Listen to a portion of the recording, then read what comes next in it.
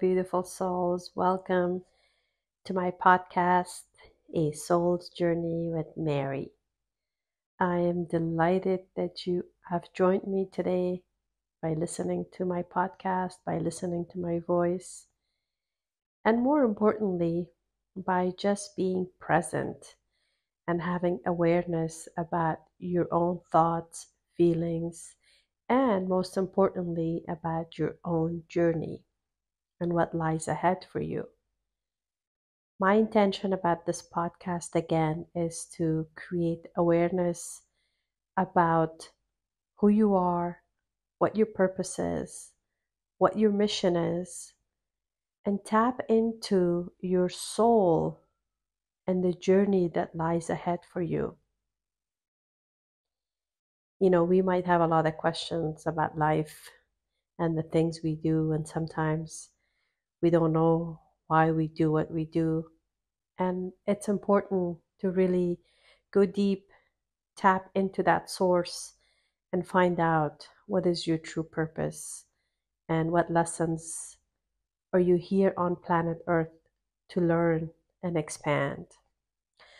So today's topic, what's coming forward for me to speak, is about ancestral healing and ancestral trauma.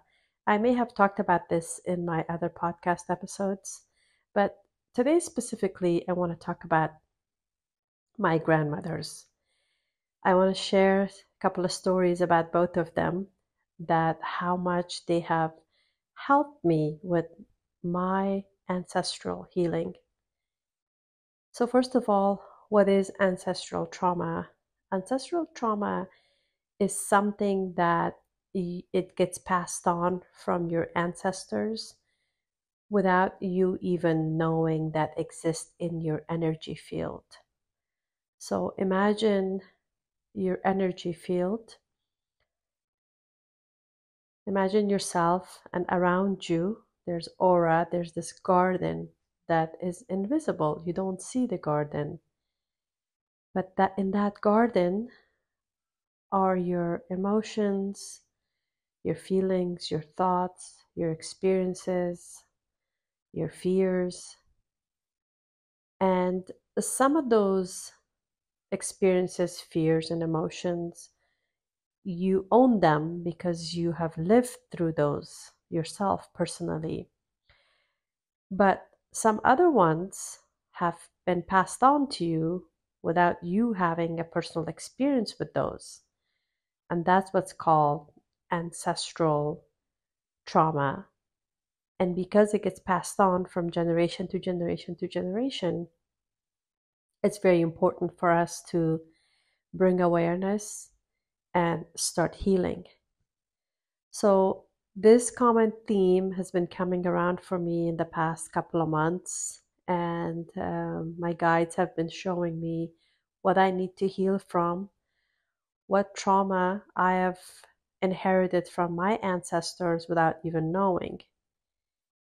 And so one thing I want to share with you, that one of my ancestral trauma was passed on to me.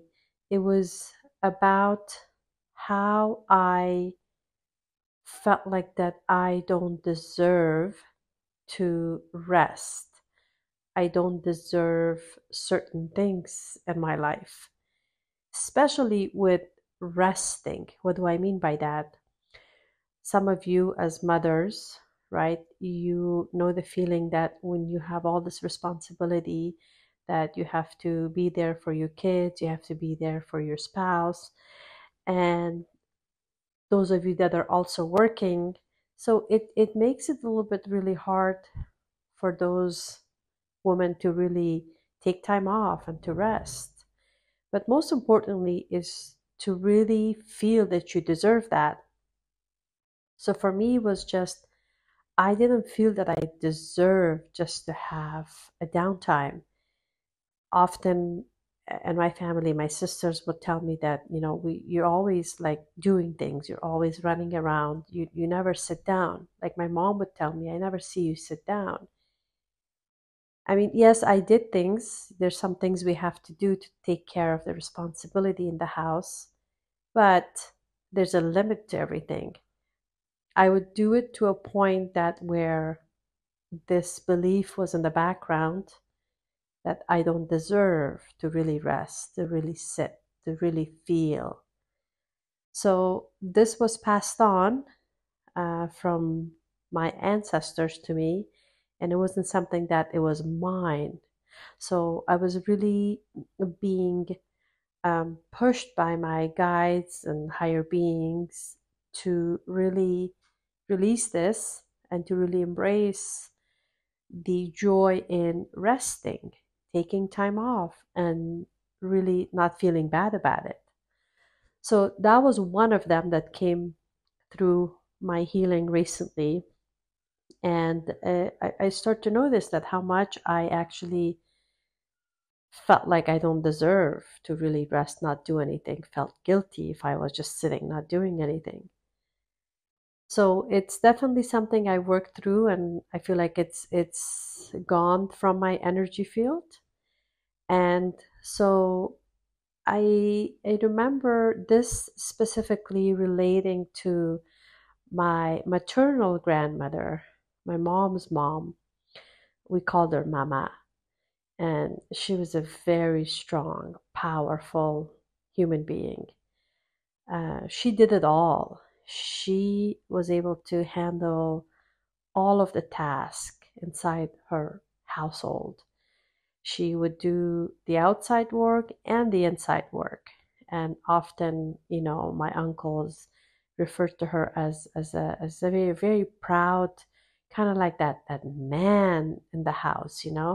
Like we say that in our language, that with pride, that it's a really great quality to be like a man. Although I don't agree with that, because you're a woman, you should really be proud of having your womanly powers, not to be like a man. But anyhow, needless to say that she was very powerful, and she held the whole family dynamic together.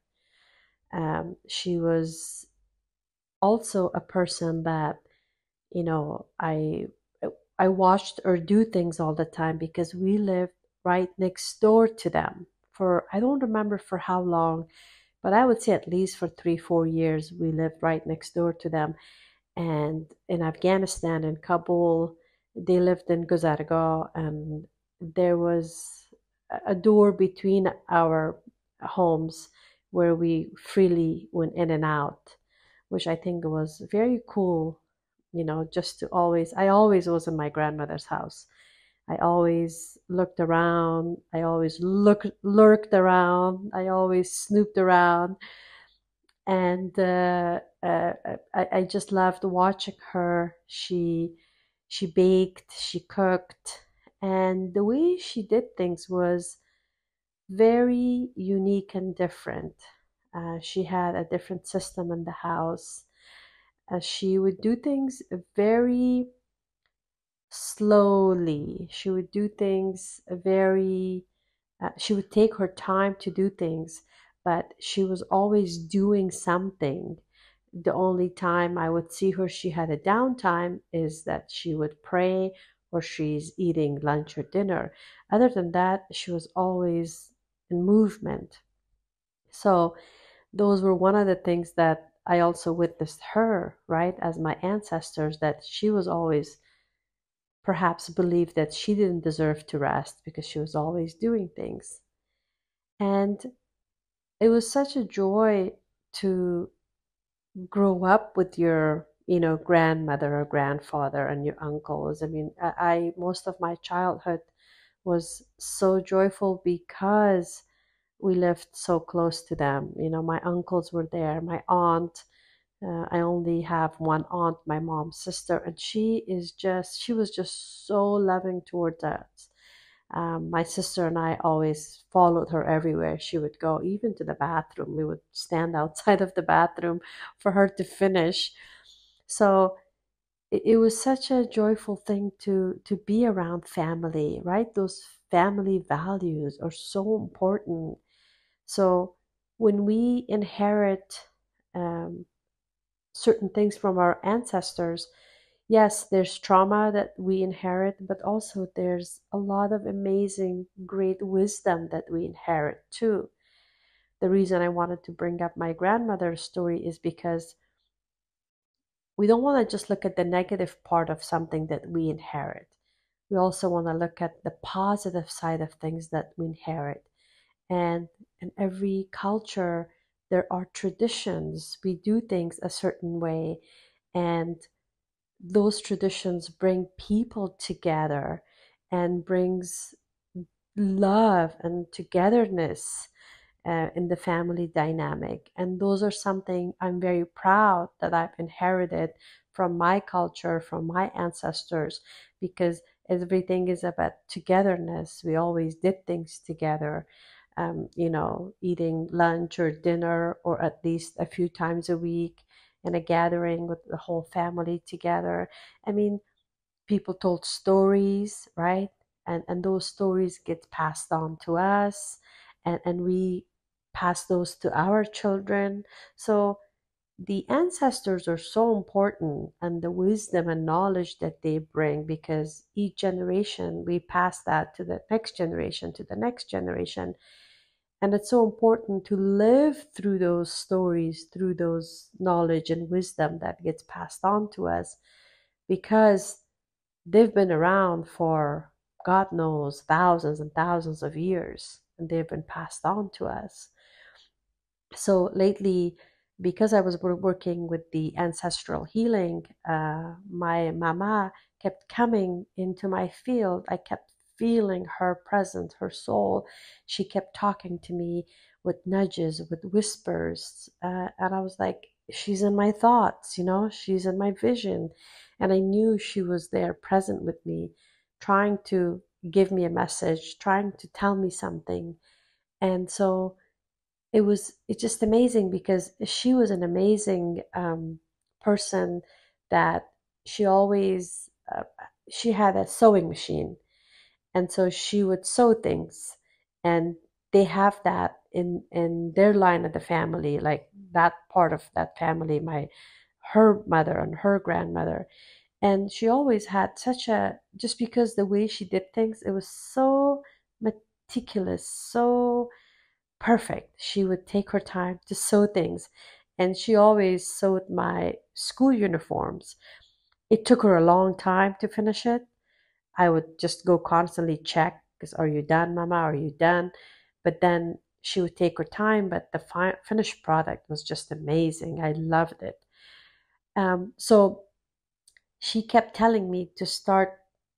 Her message was for me is just to slow down, is to slow down. She was telling me that this ancestral trauma that I've inherited, that I rush through things. I go from one activity to the next, rushing, not taking my time, not enjoying the process.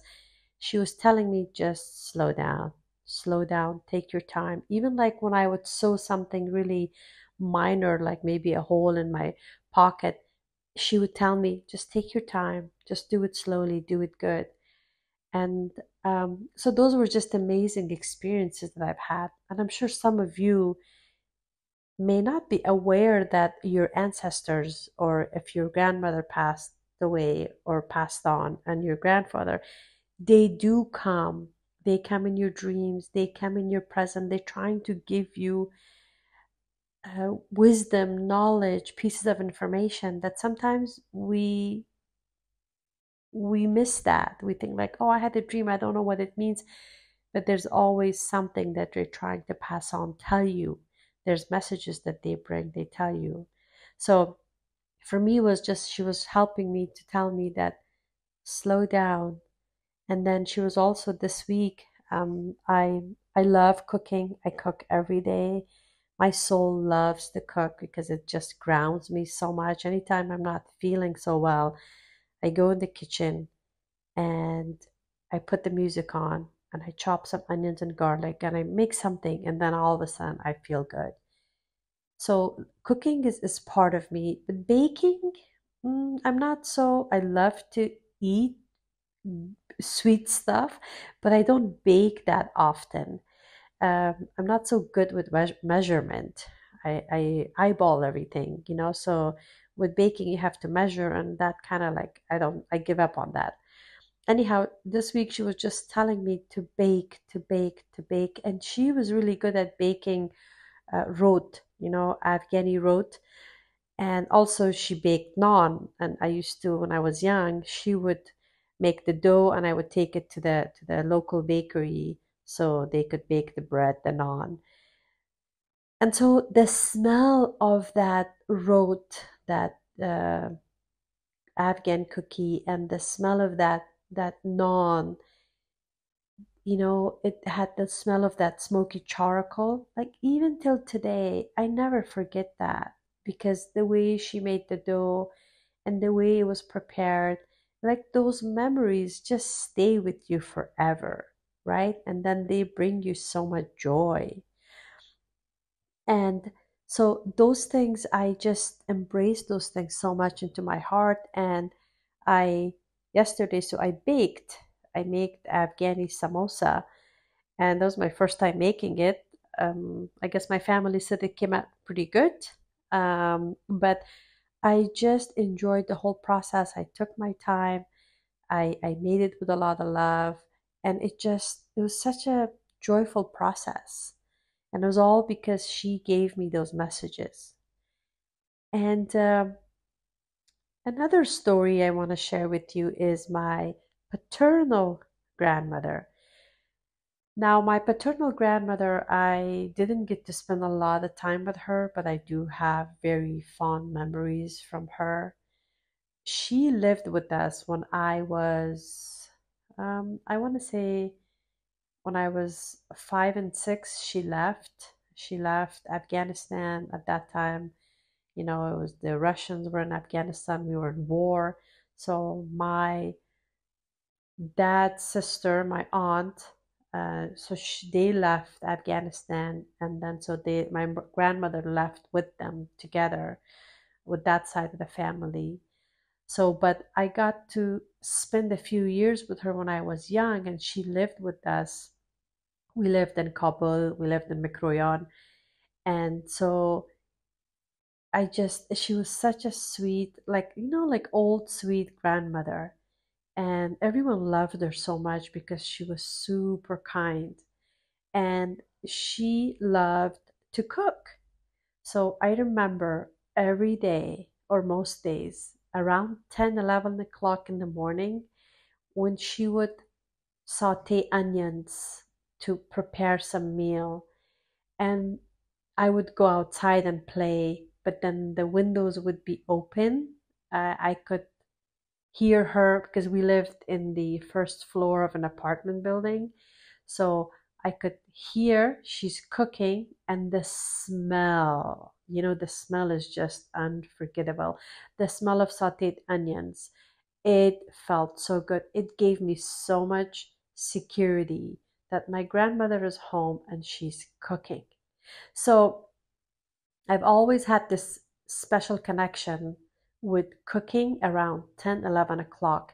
It's that time that I just feel good for no reason. It's that time of the day that brings me so much joy.